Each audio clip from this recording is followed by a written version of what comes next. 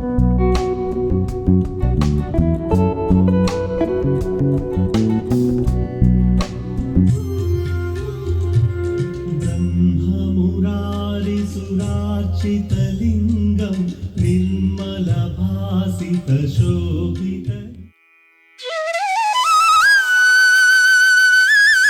Hello good morning. ఏం తల్లి morning morning road practice skating వెళ్ళాలి. ఓకే వచ్చాక మళ్ళీ గంట తర్వాత క్రికెట్కి వెళ్ళాలి. Okay all the best bye. Thank you bye.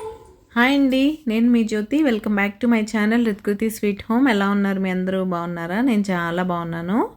ఈరోజు మీరు నా సండే బ్లాగ్ అయితే చూసేస్తారు. చెప్పింది కదా మా పాప స్కేటింగ్ ప్రాక్టీస్కి అప్పుడు అరౌండ్ మార్నింగ్ 5:45 అయింది. ఆ టైంలో అయితే బయలుదేరి వెళ్ళారు రోడ్ ప్రాక్టీస్కి. చూసారా, పైనుంచి నేను మా కార్ని కూడా రికార్డ్ చేశాను. అంత చీకటిగా ఉందా ఆ టైంలో వెళ్ళింది పాప ఇంత చలిలో. ఇంకా అలా మా సండే అయితే మార్నింగే స్టార్ట్ అయిపోయింది. కార్తీక మాసం సందర్భంగా మీరు నా పూజ కూడా చూస్తారు కదా. అలా తను అక్కడి నుంచి వచ్చాక మళ్ళీ ఫ్రెష్ అయ్యి క్రికెట్కి కూడా వెళ్ళింది. బ్రేక్ఫాస్ట్ సింపుల్గా కానిచ్చేసానులేండి, అవేం రికార్డ్ చేయలేదు. అండ్ మీకు లంచ్లోకి ఒక మంచి రెసిపీ అయితే చూపిస్తున్నాను నేను ఇక్కడ. Mix veg curry. అంటే ఈరోజు సండే కాబట్టి వెజిటబుల్స్ అన్నీ లాస్ట్లో వచ్చేస్తాయి కాబట్టి కొంచెం మునక్కాయలు, కొంచెం చిక్కుడుకాయలు, పొటాటో అవన్నీ ఉంటే టమాటో అన్నీ వేసి కర్రీ అయితే చేస్తున్నాను. ఇది చాలా సింపుల్గా చేసుకోవచ్చు. ముందుగా ఒక ప్యాన్లో ఆయిల్ తీసుకొని అందులో ఉల్లిపాయ పచ్చిమిరపకాయ అయితే యాడ్ చేశాను. ఇగురు కర్రీ కాబట్టి పోపు దినుసులు ఏం అవసరం లేదు.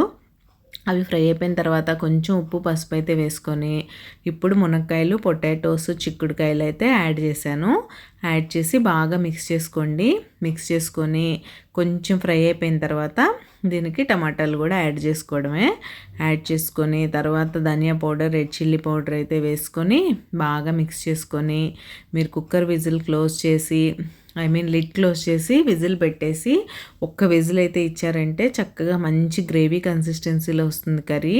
ఈ కర్రీ మీకు రైస్లో కానీ, చపాతీలో కానీ, రోటీలో కానీ ఎందులోకైనా సూపర్గా ఉంటుంది. మీరు ఎవరైనా ట్రై చేయకపోతే ఒకసారి తప్పకుండా ట్రై చేసి మీకు ఎలా వచ్చిందో నాతో చెప్పండి. దీనికి కాంబినేషన్గా అయితే మనం నిల్వ పచ్చడి చేసుకుంటాం కదా, పండుమిరపకాయ గోంగూర పచ్చడి కలిపి పళ్ళ గోంగూర అంటారు. అది నిల్వ పచ్చడి కాదు, కానీ నా దగ్గర విడివిడిగా గోంగూర పేస్ట్ అండ్ పండుమిరపకాయ పచ్చడి అయితే ఉంది. రెండు కలిపి మిక్సీ పట్టేసి చక్కగా వెల్లుల్లిపాయ వేసి తడక అయితే పెట్టాను. అదిరిపోయింది. మీకు ఎప్పుడైనా ఇన్స్టెంట్గా పికిల్స్ లేకుండా తినాలనిపించినప్పుడు ఇలా బేసిక్ ఇంగ్రీడియంట్స్ ఉన్నప్పుడు వాటితో అయితే ట్రై చేసి చూడండి, చాలా బాగుంటుంది. ఇంకా మీకు నా రెసిపీస్ అండ్ నా వీడియోస్ ఎలా అనిపిస్తున్నాయి? మీకు కనుక నా వీడియోస్ నచ్చినట్లయితే ప్లీజ్ లైక్ చేసి మీ ఫ్రెండ్స్ అండ్ ఫ్యామిలీకి షేర్ చేయడం అస్సలు మర్చిపోకండి. మీ లైక్ నాకు చాలా ఇంపార్టెంట్. చూసారా, ఈ కన్సిస్టెన్సీకి అయితే వచ్చేసింది. చాలా బాగుంటుంది. అండ్ నేను టేస్ట్ నాకు ఇప్పుడు వాయిస్ ఓవర్ చెప్తున్నా కూడా గుర్తొస్తుంది, అంత బాగుంది టేస్ట్. మామూలుగానే డ్రమ్ స్టిక్ అంటే మాకు అందరికీ ఫేవరెట్. ఇంకా నేను చెప్పిన చట్నీ చెప్పాను కదా, ఏం లేదు అదొక స్పూన్ ఇదొక స్పూన్ తీసుకొని మిక్సీ పట్టేసి చక్కగా అందులో ఆనియన్స్ కట్ చేసి వేసాను. గోంగూర పచ్చళ్ళు ఎప్పుడైనా ఉల్లిపాయలు టేస్టీగా ఉంటాయి కదా, పచ్చి ఉల్లిపాయలు వేసుకోండి, చాలా బాగుంటుంది. అండ్ మిక్సీ పట్టేప్పుడు వెల్లుల్లిపాయ వేయకుండా ఇలా తడకాలు అయితే వేసి ఫ్రై చేశాను. దీనివల్ల టేస్ట్ బాగా ఎన్హాన్స్ అవుతుంది. అండ్ ఫ్రెష్గా మా గార్డెన్లోంచి కరివేపాకు కూడా కట్ చేసుకొని వచ్చి వేసాను అనమాట. ఇలా ఎమ్మి వెజ్ లంచ్ అయితే ఎంజాయ్ చేసాం సండే రోజు. అండ్ ఈరోజు ఈ వీడియోలో నేను మీకు నా క్లీనింగ్ లిక్విడ్ రెసిపీ అడిగారని మొన్న చెప్పాను కదా, క్లీనింగ్ లిక్విడ్ ఎలా చేస్తాను, హోమ్ మేడ్ క్లీనింగ్ లిక్విడ్ అని, అది కూడా ఈ వీడియోలో అయితే షేర్ చేశాను. పద్మలత గారు, ఇది మీకోసమే, తప్పకుండా చూడండి. సో ఇలా లంచ్ అయిపోయిన తర్వాత ఆ క్లీనింగ్ లిక్విడ్ అయితే రెడీ చేశాను. నైట్ మళ్ళీ కిచెన్ క్లీన్ చేయాలి కదా మండే కోసం. ఆ క్లీనింగ్ లిక్విడ్ కోసం మీకు జస్ట్ ఏదైనా సరే క్లీనింగ్ లిక్విడ్ కావాలి. విమ్ లిక్విడ్ తీసుకున్నాను నేను ఇక్కడ. And conditioner, vinegar and baking soda అయితే సరిపోతుంది. ముందుగా నేను ఈ కప్తో మెజర్మెంట్ తీసుకున్నాను. ఈ కప్పుతో మీరు ఒక కప్పు అయితే ఎనీ క్లీనింగ్ లిక్విడ్ తీసుకోండి. విమ్ లిక్విడ్, ప్రిల్ ఏదైనా పర్లేదు. నేనైతే విమ్ లిక్విడ్ తీసుకున్నాను. ఒక కప్పు విమ్ లిక్విడ్కి మీరు 1/2 కప్ వెనిగర్ అయితే తీసుకోండి. Half cup vinegar, 1 spoon baking soda, 1 full table spoon baking soda అయితే తీసుకోవాలి. అండ్ 1 కప్ ఎనీ కండిషనర్, నేనైతే ఇక్కడ సాఫ్ట్ టచ్ తీసుకున్నాను, మీరు కంఫర్ట్ ఏదైనా తీసుకోవచ్చు. అది ఓన్లీ స్మెల్ కోసమే, దానివల్ల ఏమీ ఇది ఉండదు. యాక్చువల్గా ఈ 3 ఇంగ్రీడియంట్స్ అయినా కూడా సరిపోతుంది క్లీనింగ్ వరకు. అండ్ మీకు మంచి స్మెల్ కూడా రావడం కోసం ఆ ఫ్యాబ్రిక్ కండిషనర్ అనమాట. ఇవన్నీ వేసిన తర్వాత ఇప్పుడు ఈ మెజర్మెంట్కి మీరు ఒక 1/2 లీటర్ వాటర్ పోసుకుంటే మంచి కన్సిస్టెన్సీలో చక్కగా అయితే వచ్చేస్తుంది. చూసారా, నేను 1/2 లీటర్ వాటర్ పోసేసి బాగా మిక్స్ చేసుకోండి బేకింగ్ సోడా కరిగే వరకు. ఇది కనుక మీరు యూస్ చేస్తే మీ కిచెన్ చాలా క్లీన్గా ఉంటుంది. అండ్ గ్లాస్ టాప్ కానీ, మీ కౌంటర్ టాప్ కానీ, మీ బ్యాక్ సైడ్ టైల్స్ కానీ మంచిగా క్లీన్ అవుతాయి. దీంతో జస్ట్ మీరు స్ప్రే చేసి ఒక 10 మినిట్స్ వదిలేస్తే చాలు, స్టవ్ కొత్తదిలా మెరిసిపోతుంది. అండ్ హార్డ్ స్ట్రెయిన్స్ కూడా, ఈవెన్ నేను నా ఎగ్జాస్ట్ ఫ్యాన్ కూడా ఈ లిక్విడ్తోనే క్లీన్ చేస్తాను, చాలా బాగా పనిచేస్తుంది. చూసారా, నేను అందులోకి ఫిల్ చేసుకోగా నాకు ఇంత ఎక్స్ట్రా ఉంది గ్లాస్ బాటిల్లో. నేను అందులో ఆ గ్లాస్ బాటిల్లో తీసేసుకొని నేనైతే స్టోర్ చేసేసుకున్నాను. నా అండర్ సింక్ దగ్గర ఆర్గనైజర్ ఉంది నాకు ఆల్రెడీ ఇన్బిల్ట్, అందులో అక్కడ నేను ఇలాంటి క్లీనింగ్ లిక్విడ్స్ అన్నీ స్టోర్ చేస్తాను. దీన్నే మీరు ఫ్రిడ్జ్లో పెట్టవసరం లేదు, బయట పెట్టినా సరే బాగుంటుంది. అండ్ మన సాఫ్ట్ టచ్ చేయడం వల్ల మీరు నైట్ క్లీన్ చేస్తే కిచెను మార్నింగ్ వరకు మంచి స్మెల్తో అసలు చాలా బాగుంటుంది. మీరు తప్పకుండా ట్రై చేయండి. మీకు ఈ క్లీనింగ్ లిక్విడ్ ఎలా అనిపించిందో నాతో చెప్పడం అస్సలు మర్చిపోకండి. హోప్ మీకు ఇది యూస్ఫుల్గానే ఉంటుందని నేను అనుకుంటాను. నేనైతే చాలా రోజుల నుంచి యూస్ చేస్తున్నాను. అండ్ ఇప్పుడు చేసింది క్వాంటిటీ నాకు 1 మంత్ వరకు సరిపోతుంది. అండ్ ఇక్కడ నేను ఒక హెల్తీ దోశ అయితే మీకు చూపిస్తాను, రాగి రవ్వ దోశ ఇదైతే. దానికోసం మీకు 1 కప్పు సూజీ తీసుకోండి, దానికి 1/2 కప్పు బియ్య పిండి, 1/2 కప్పు రాగి పిండి తీసుకున్నాను. అందులో ఉప్పు, జీలకర్ర యాడ్ చేసి మీకు కావాల్సిన వెజిటేబుల్స్ సన్నగా చాప్ చేసుకొని యాడ్ చేసుకోండి. ఇక్కడైతే నేను onion, green chillies and grated carrot use చేశాను. మీరు ఇందులో బీట్రూట్ కూడా వేయొచ్చు, క్యాప్సికమ్ అవి కూడా వేసుకోవచ్చు, చాలా బాగుంటుంది టేస్టీగా. ఇవన్నీ వేసుకొని బాగా మిక్స్ చేసుకొని సరిపడా వాటర్ పోసుకోండి. నేనైతే సుమారుగా వేసాను వాటర్. మీకు వాటర్ మెజర్మెంట్ కనుక కావాలి అంటే ఇప్పుడు నాకు సూజీ, రైస్ ఫ్లోర్ అండ్ రాగి ఫ్లోర్ 3 కలిపి 2 కప్స్ అయ్యాయి కదా. 2 కప్స్కి నేను 6 కప్స్ వాటర్ తీసుకున్నాను. అంటే 1 కప్కి 3 కప్స్ చొప్పున మీరు వాటర్ తీసుకుంటే సరిపోతుంది. ఈ దోశ చాలా హెల్దీ, రాగి రవ్వ దోశ. మీకు బయట రవ్వ దోశ టేస్ట్కి ఏమాత్రం డిఫరెన్స్ ఉండదు. చూడండి, మనకు రవ్వ దోశ ఎప్పుడైనా మంచి దోశలాగా స్ప్రెడ్ చేయడం అవ్వదు కదా, మనకు వచ్చిన ఇండియా మ్యాప్స్, వరల్డ్ మ్యాప్స్ వేసుకోవడమే రవ్వ దోశతో. అలా అయితే నేను అంతా వేసేసి మంచిగా ఆయిల్ అయితే వేసాను. నార్మల్ దోశతో పోలిస్తే రవ్వ దోశకు కొంచెం ఆయిల్ ఎక్కువే పడుతుంది, బట్ అప్పుడప్పుడు ఓకే కదా, మనం కూడా అప్పుడప్పుడు ఎమ్మీగా టేస్టీగా తినాలి. దీన్ని హెల్తీ వర్షన్లో చేయడం భాగంగానే రాగి పిండి అయితే యాడ్ చేశాను ఇందులో. కొంతమంది మైదా కూడా వేస్తారు, పెరుగు కూడా వేస్తారు, నేను అవేం వేయను. అయినా సరే దోశ ఎంత బాగా వస్తుందో చూడండి. కాకపోతే రవ్వ దోశలు వేసుకోవాలంటే మనకి బోల్డ్ అంత ఓపిక ఉండాలి, ఎందుకంటే అది ఫ్రై అవ్వడానికి చాలా టైం పడుతుంది. మీరు కూడా ఇలా నాలాగా ఆవేశపడి దోశని డిస్టర్బ్ చేసేయకండి. దాన్ని బాగా కాలే వరకు ఉంచితే మీకు ఈజీగా 6 to 7 మినిట్స్ పడుతుంది ఒక్కొక్క దోశ ఫ్రై అవ్వడానికి. అలా మీరు దానికి ఫ్రై అయ్యే టైం కనుక ఇచ్చారంటే చక్కగా ఇలా ప్యాన్ వదిలేస్తుంది. ఆ టైంలో తీసేసుకోవడమే. నేను ఒకటి ఫ్లిప్ కూడా చేసి బోత్ సైడ్స్ రోస్ట్ చేసి కూడా చూపిస్తాను మీకు. నేను దీనిలోకి అయితే కొబ్బరి పుట్నాల చట్నీ అయితే చేసుకున్నాను. అసలు ఎంత బాగుంటుందో రవ్వ దోశ. మా ఇంట్లో ఈ రవ్వ దోశ, జొన్న దోశ, ఓట్స్ చీలా ఇలాంటివన్నీ నడుస్తూనే ఉంటాయిలేండి. రవ్వ దోశ అయితే మా పాపకు కూడా ఫేవరెట్, తను కూడా తినేస్తుంది మాతో పాటు. ఇక్కడైతే మీకు దోశ కావాలా అని అడుగుతున్నాను, కావాలా వద్దా చెప్పండి. దోశ చూస్తే మీకు కనుక నోరు ఊరిందంటే నాకు దోశ కావాలని కామెంట్ సెక్షన్లో కామెంట్ చేయండి. ఇంకా మీరు ఎవరైనా సబ్స్క్రైబ్ చేసుకోకుండా మన ఛానల్ చూస్తున్నట్లయితే ప్లీజ్ సబ్స్క్రైబ్ చేసుకొని నన్ను సపోర్ట్ చేయండి. సబ్స్క్రైబ్ చేసుకున్న తర్వాత బెల్ ఐకాన్ ట్యాప్ చేస్తే 3 ఆప్షన్స్ వస్తాయి. అందులో ఆల్ సెలెక్ట్ చేసుకుంటే నేను ఎప్పుడు వీడియో అప్లోడ్ చేసినా మీకు నోటిఫికేషన్ అయితే వచ్చేస్తుంది. మీకు ఫ్రీ టైం ఉన్నప్పుడు చూసేయచ్చు. ఇంక ఇక్కడ నేను సెకండ్ దోశ కూడా వేసేసాను. చూసారా, వేసిన తర్వాత ఆయిల్ అయితే వేసి దాన్ని కూడా బాగా కాలనిచ్చాను. ఇప్పుడు చూసారా, ప్యాన్ ఆటోమేటిక్గా వదిలేస్తుంది. మీరు రవ్వ దోశకి సెటిల్ అయి ఫ్రై అయ్యే టైం ఇస్తే బాగా వస్తుంది. చూసారా, దాన్ని ఫ్లిప్ చేసి మళ్ళీ అదర్ సైడ్ కూడా బాగా కాల్చుకున్నాను. ఇలా దోశలు అయితే వేసుకొని హ్యాపీగా ఎంజాయ్ చేసేసాం. బిజీ గజిబిజీ సండే. మధ్యలో వెజిటబుల్ మార్కెట్ కూడా వెళ్ళొచ్చాం. ఇంకా అదేం రికార్డ్ చేయలేదులేండి. వ్లాగ్ బాగా లెందీ అయిపోద్ది. ప్లస్ నాకు ఇంకా ఈరోజు వీక్నెస్ తగ్గలేదు. అందుకే మార్నింగ్ నుంచి అన్ని ర్యాండమ్ క్లిప్సే తీశాను. ఈవినింగ్ మండే కోసం మళ్ళీ క్లీనింగ్ చేయాలి కదా. ఆల్రెడీ నా దగ్గర క్లీనింగ్ లిక్విడ్ అయిపోయింది అని విమ్ లిక్విడ్తో చేస్తున్నాను ఒక 2-3 రోజుల నుంచి. అప్పుడు ఇంకా ఎలా అయినా చేయాలనుకున్నాను. ఈ మధ్య వెనిగర్ దొరకట్లేదు అన్నాను కదా. ఫైనల్లీ నాకు బిగ్ బాస్కెట్లో అయితే దొరికితే తెప్పించాను. ఇంకా నిన్న గ్రాసరీ హాల్ చూసారా లేదా మీరు ఆ వీడియో ఎలా అనిపించింది నాతో చెప్పడం అస్సలు మర్చిపోకండి. మీ దగ్గర కాస్ట్ ఆఫ్ లివింగ్ ఎలా ఉందో కూడా నాతో చెప్పండి. ఏంటండి కాస్ట్ అంత పెరిగిపోయింది. ఆ 2 బ్యాగ్స్లో గ్రాసరీ వచ్చిందో లేదో మాకు 9300 చేంజ్ సంథింగ్ అయింది బిల్లు. అమ్మో ఏం రేట్లు రా బాబు అనిపించింది. అవి ఓన్లీ ఇంకా వాల్నట్స్ కాదు, వాల్నట్స్ సపరేట్గా తీసుకున్నాం. మిగతా వాటికి అంత బిల్ అయింది. సో అలా అయితే నడుస్తూ ఉంది. ఏంటో ఈ కాస్ట్ ఆఫ్ లివింగ్ ఏంటో, ఈ కూరగాయల రేట్లు ఏంటో ఏమీ అర్థం కావట్లేదు. అలా బిజీ గజిబిజీ సండే అన్నట్టు గడుస్తూ ఉంది. ఇంకా నైట్ కిచెన్ అయితే క్లీన్ చేసుకోవాలి కదా. మామూలుగానే నేను రోజు క్లీన్ చేస్తాను కిచెను. ఇంకా సండే అంటే మండే పూజ కోసం ఇప్పుడు కార్తీక మాసం తప్పదు కదా. ముందుగా స్టవ్ అయితే క్లీన్ చేసేసి గట్టు తుడిచేసి అక్కడ ముగ్గులు అయితే పెట్టేసుకున్నాను నేను.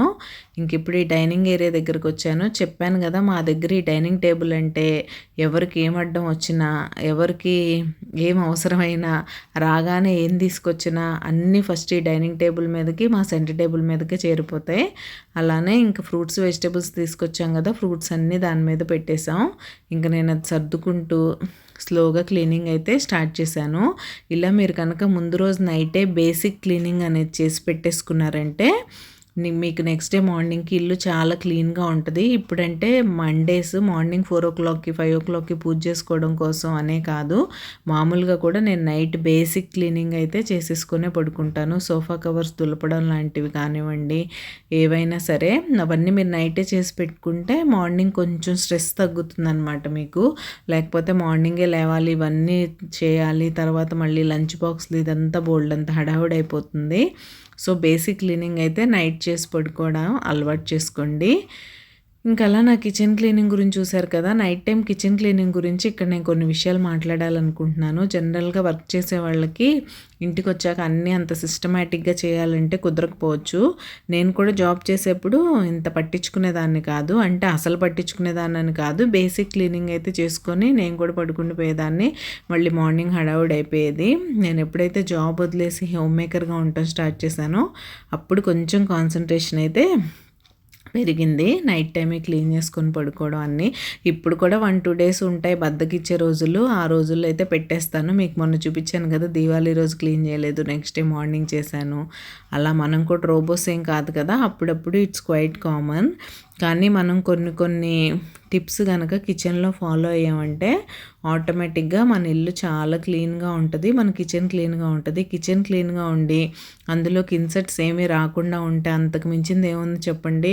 నేను ఆన్లైన్లో ఎన్ని వీడియోస్ చూస్తున్నానో, నైట్ అయితే చాలు మా ఇంట్లో బొద్దింకలు తిరుగుతాయి, ఇన్ని బొద్దింకలు అన్ని బొద్దింకలు అని వాళ్ళు రికార్డ్ చేసి పెడుతుంటే అవి చూస్తేనే నాకు అదో రకంగా అనిపిస్తుంది. ఆ కాక్రోచెస్ నైనా లిజర్డ్స్ ఇవన్నీ అవి ఇంట్లోకి రాకుండా ఉండేలాగే చూసుకుంటాను నేను. లక్కీగా మాకు నాగ్పూర్లో ఆ ప్రాబ్లం లేదు. ఇక్కడ కూడా ఇప్పటివరకు అయితే లేదనే చెప్పాలి. Touch wood. అసలు మనం కిచెన్ క్లీన్గా మెయింటైన్ చేస్తూ ఉంటే అలాంటివి రాకుండా అయితే ఉంటాయి. ఇక్కడైతే నేను సోఫా కవర్స్ డర్టీగా అనిపించే అవైతే చేంజ్ చేసేస్తున్నాను. నేను వీక్లీ వన్స్ 10 daysకి ఒకసారి ఎప్పుడంటే ఇప్పుడే పర్టికులర్గా చేయాలని ఏం లేదు. కానీ కుషన్ కవర్స్కి ఏం డస్ట్ ఉండదు.